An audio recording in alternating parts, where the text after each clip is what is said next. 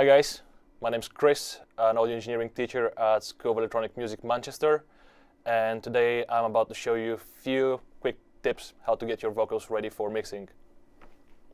So the first thing, I'll just listen to the song and see what we're working with.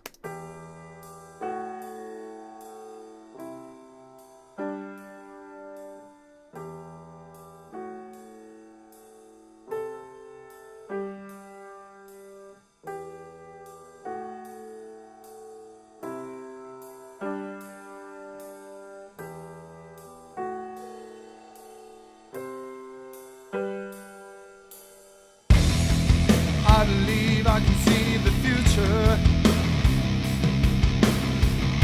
'cause I repeat the same routine.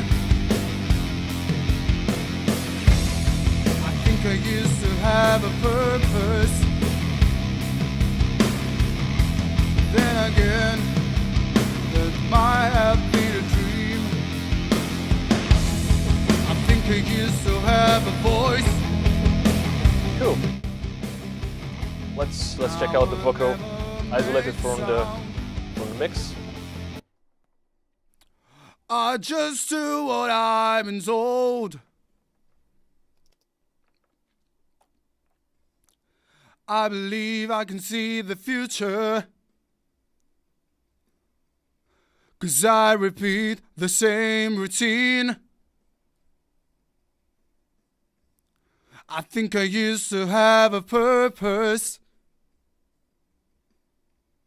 then again that might have been a dream. Alright, so first thing, there is a lot of background noise and a lot of mouth noise as well.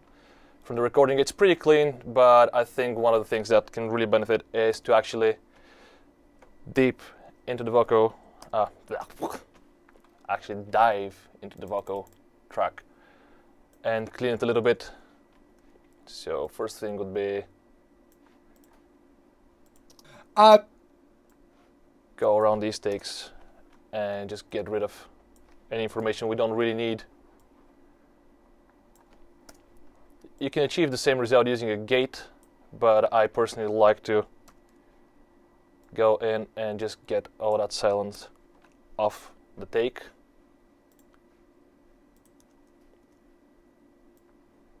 Of course, it's quite important to adjust your trims as well, so your fade-ins and fade-outs, so you don't get any nasty clicks and pops that might occur from interrupting the waveform.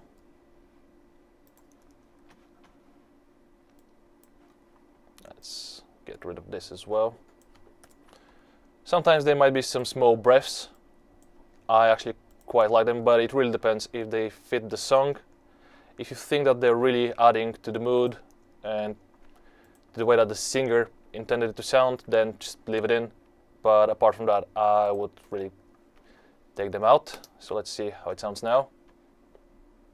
I believe I can see the future, 'cause I repeat the same routine. Alright, quite clean, so we don't have to worry about that anymore. I would usually go throughout the whole vocal take and just do the same thing all around. And the second thing, before I even really apply any EQ or compression, would be to level out the vocal a little bit, because vocals are quite dynamic and I just want to make it a little bit easier on my compressor. Instead of actually setting up some crazy settings on my compressor to capture all these transients, I would actually again zoom in on the vocal, find those really dynamic parts, and then just apply small trims. There we go. I believe I can see the future, Let's check out the next one. 'cause I repeat, Okay, you can hear that the first one is quite loud, 'cause I repeat the same routine. so we can do the same. Just isolate it and bring it down a little bit. 'Cause I repeat the same routine. So now it sounds a little bit more even, and later when it hits the compressor, we don't really have to crank it up that much. I think I used to have a purpose. Now here we actually have to do the opposite thing in the beginning of this take. I would bring this word up a little bit. Maybe the vocalist was slightly away from the microphone, which happens.